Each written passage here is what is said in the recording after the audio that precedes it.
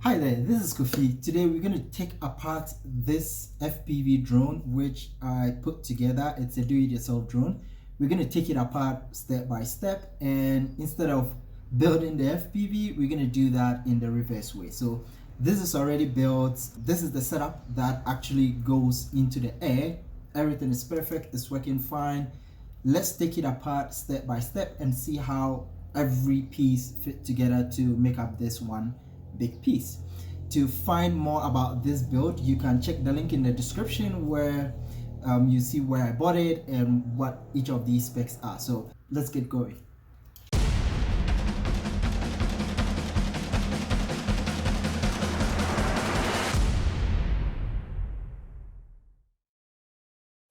So now that we have this here, I've taken already the Osmo out. Let's just go ahead and start pulling this thing apart. So let me just take this off. I'm not gonna need it anymore, so just clip this, cut this out. Now this is what holds the Osmo camera. So with this, I'm able to kind of like slot it in and be able to have some video from the Osmo camera whilst shooting. With this out of the way, let's put the battery somewhere. And the next step will be to bring in our tool set. So I recently got this, and that's what we're gonna use to unscrew stuff.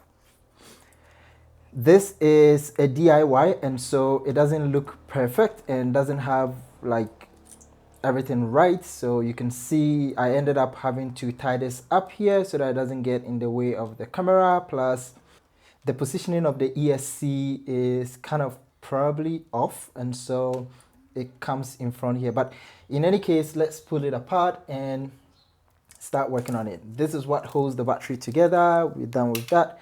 Let's put it aside. So this whole setup is something you can find in the link in the description below if you want to get one for yourself.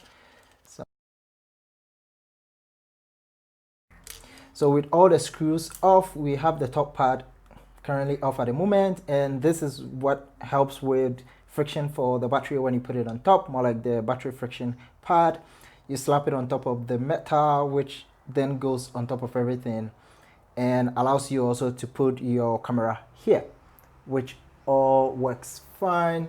So the next thing would be take the parts behind here. So first, a bit of an anatomy of what we are looking at. So this is the DJI Air unit. This is responsible for taking in the video feed. So it takes in the video and then sends it to your goggles, which you're able to see through.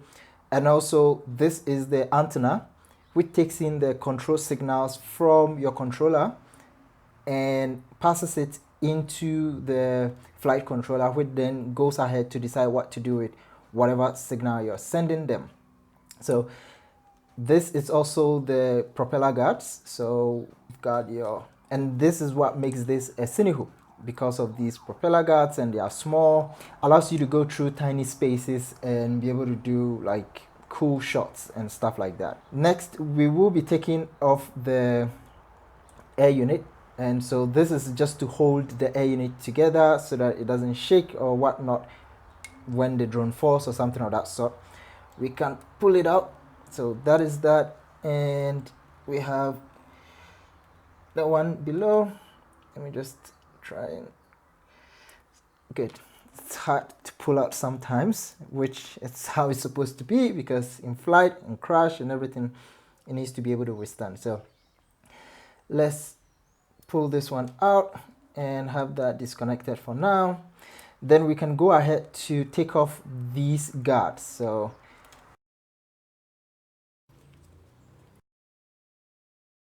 we have it pulled out. You will notice one of the screws was off, and I have no idea where that went. Let's put this aside for now. Yeah. Okay, so let's put this somewhere. Pulling these out can be hard sometimes. This one also pulled. So Two of the propeller guards are off.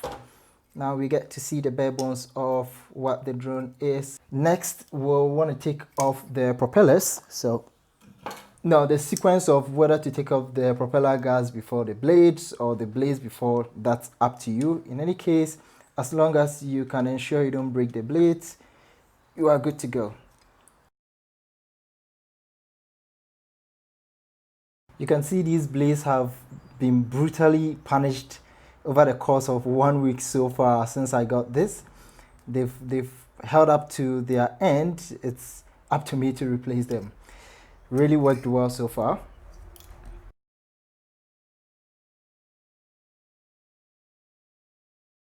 Okay, now we have all the blades off. Next up, we can take off this camera pad.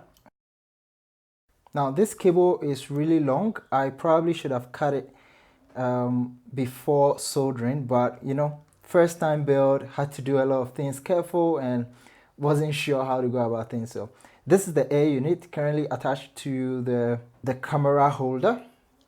We will want to take that also off, and let me see which will fit. I think it's supposed to be this one, so that should do. I also lost one of the screws for this. I don't know when or how, but I lost that one as well. And this is the air unit, so put that sideways for now. We have the rotors and the flight controller with the ESC, that's the electronic speed controller, at the bottom. What we need to do right now is try to pull it apart from down here. I also put these parts there myself to kind of like soften the hit on the ground. I don't know how it's helped, but so this wasn't the cleanest of build. You can see how I've taped everything together and how messy it looks. Let me offset this to the side. Let me see if I can disengage this part. What is gonna fit? First of all, let me take off these bars. Take them off so I can get enough space to play around with nothing blocking my progress. So that. Let me take these ones also off. So next up, let's try to pull this thing out. I think I had issues when I was trying to put it in, so let's see what we can do without damaging anything.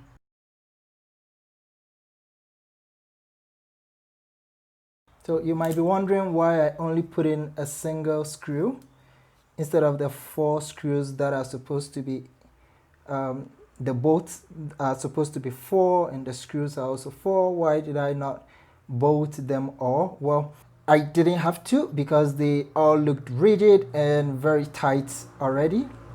So there wasn't much need for me to go ahead and bother myself with nailing them all down. If it's fit enough, plus the top part slaps onto it, so there's no way this thing is going to fall out, like never. In any case, you might want to tighten all of yours if you feel that's not tight enough. So pulling up the flight controller, and let me unplug this part. Good. So now we have the flight controller, which is currently looking naked from where we started to here. And this part, I had to solder them myself because by the time it comes, you don't have these on there.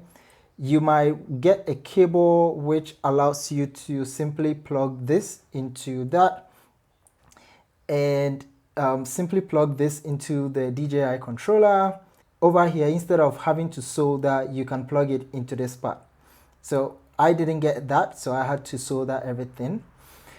In any case, we are done with the flight controller, and this is where you plug in your USB. So if you want to control and make settings and whatever using the Betaflight configuration software on a PC, that's where you're going to plug in and you're going to have that working. In any case, this is the flight controller. can put it aside. And now to the ESC. So to cleanse everything up, let me first cut away the tips.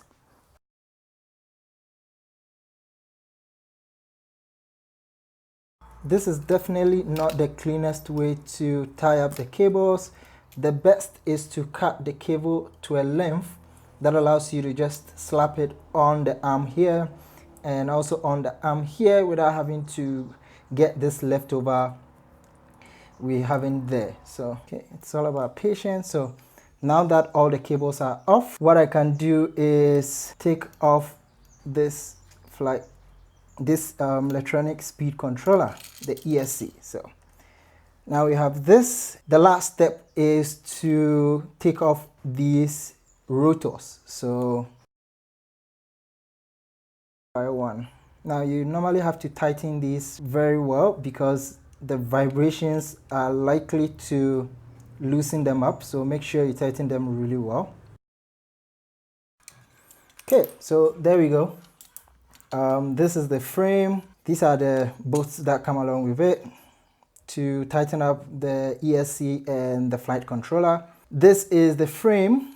You can find the exact name of the frame in the description below. That's what we have. This is the bare bone, really steady.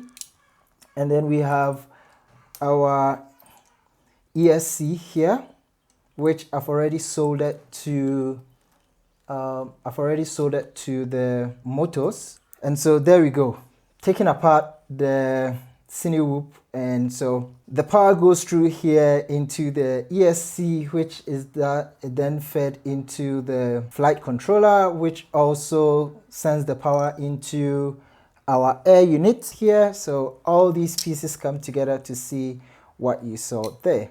And there we have it. So that's it about taking apart the Cinewhoop. Instead of building it, we've taken it apart in this video to see all the various parts and how they come together. It's not daunting, it's not super complex.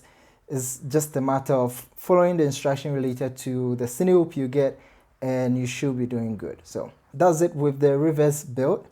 I hope to put these together again, but in a better way, in a nicer build, and get to show you guys how that also come together. I'm not going to teach you how to solder or stuff like that, and you can find exactly all the details and the specs for this build in the description below. If you have any questions related to this, you can let me know in the comment section as well. So thank you for joining me in this one. I hope you saw how bringing apart this isn't super complex, and let me know what your thoughts of this build is in the comment section below. I've taken some shots with this drone. I've not posted them publicly yet, but I should do that in hopefully the coming weeks. So let me know what you think of this, and we'll hope to talk to you in the next one. Bye.